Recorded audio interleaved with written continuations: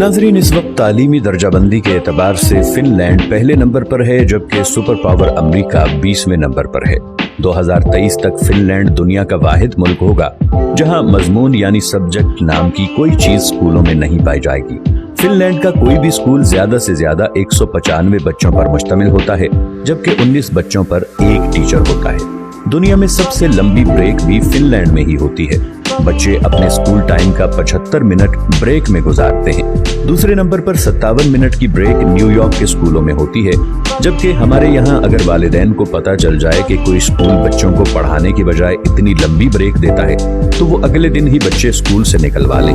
खैर, आप ये दिलचस्प बात मुलाहिजा करें कि पूरे हफ्ते में स्कूलों में महज 20 घंटे पढ़ाई होती है, जबकि असातिज़ा के 2 घंटे रोज अपनी स्किल्स पढ़ाने पर सर्फ होते हैं। 7 साल से पहले बच्चों के लिए पूरे मुल्क में कोई स्कूल नहीं है और 15 साल से पहले किसी भी किस्म का कोई बाकायदा इम्तिहान भी नहीं है। रियाजी के एक उस्ताद से पूछा गया कि आप बच्चों को क्या सिखाते हैं, तो वो मुस्कुराते हुए बोले, मैं बच्चों को खुश रहना और दूसरों को खुश रखना सिखाता हूँ, क्योंकि इस तरह वो जिंदगी के हर सवाल को बआसानी हल कर सकते हैं। आप जापान की मिसाल ले लें।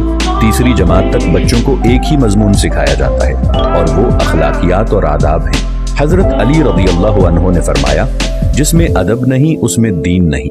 मुझे नहीं मालूम कि जापान वाले हजरत अली को कैसे जानते हैं और हमें अभी तक उनकी ये बात मालूम क्यों ना हो सकी। बहरहाल, इस पर अमल की जिम्मेदारी फिलहाल जापान वालों ने ली हुई है। हमारे एक दोस्त जापान गए और एयरपोर्ट पर पहुंचकर उन्होंने अपना तारुफ करवाया कि वो एक उस्ताद हैं, और फिर उनको लगा कि शायद वो जापान के वजीर आजम हैं। अशफाक अहमद साहिब मरहूम को एक दफा इटली में अदालत जाना पड़ा और उन्होंने भी अपना तारुफ करवाया कि मैं उस्ताद हूँ। वो लिखते हैं कि जज समेत कोर्ट में मौजूद तमाम लोग अपनी नशिस्तों से खड़े हो गए।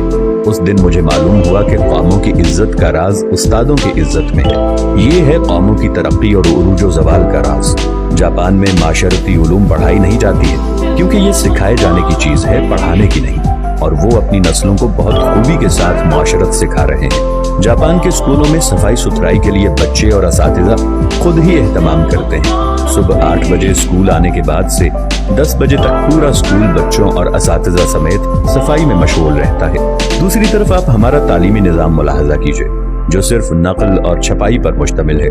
हमारे बच्चे पब्लिशर्स बन चुके हैं। आप तमाशा देखें, जो किताब में लिखा होता है असातिज़ा उसी को बोर्ड पर नकल करते हैं, बच्चे दोबारा उसी को कॉपी पर छाप देते हैं। असातिज़ा इसी नकलशुदा और छपे हुए मवाद को इम्तिहान में देते हैं, खुद ही अहम सवालों पर निशानात लगवाते हैं और खुद ही पेपर बनाते हैं और खुद ही इसको चेक करके खुद नंबर भी देते हैं। बच्चे के पास या फेल होने का फैसला भी खुद ही जादिर कर देते हैं और माँ बाप इस नतीजे पर तालियां बजा बजा कर बच्चों के ज़हीन और काबिल होने के गुण गाते रहते हैं। जिनके बच्चे फेल हो जाते हैं वो इस नतीजे पर अफसोस करते रहते हैं और अपने बच्चों को कूड़ मगज और कुंद जहन का ताना देते रहते हैं।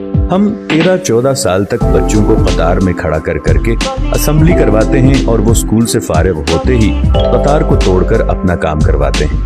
जो जितने बड़े स्कूल से पढ़ा होता है, कतार को रौंदते हुए सबसे पहले अपना काम करवाने का हुनर जानता है। तालिबे इल्मों का स्कूल में सारा वक्त साइंस रटते गुजरता है और आपको पूरे मुल्क में कोई साइंसदान नामी चीज नजर नहीं आएगी, क्योंकि बदकिस्मती से साइंस सीखने की और खुद तजर्बा करने की चीज है और हम इसे भी रट्टा लगवाते हैं। आप हैरान होंगे, मैट्रिक क्लास का पहला इम्तिहान 1858 में हुआ और बरतानवी हुकूमत ने यह तय किया कि बर्रे सगीर के लोग हमारी अक्ल से आधे होते हैं, इसलिए हमारे पास पासिंग मार्क्स 65 हैं तो बर्रे सगीर वालों के लिए 32.5 होने चाहिए। 2 साल बाद 1860 में असातिज़ा की आसानी के लिए पासिंग मार्क्स 33 कर दिए गए और हम भी इन 33 नंबरों से अपने बच्चों की जहानत को तलाश करने में मसरूफ हैं। अल्लामा इकबाल रहमतुल्लाह अलैह के शेर का ये मिसरा इस तमाम सूरत हाल की सही तरह से तर्जुमानी करता नजर आता है।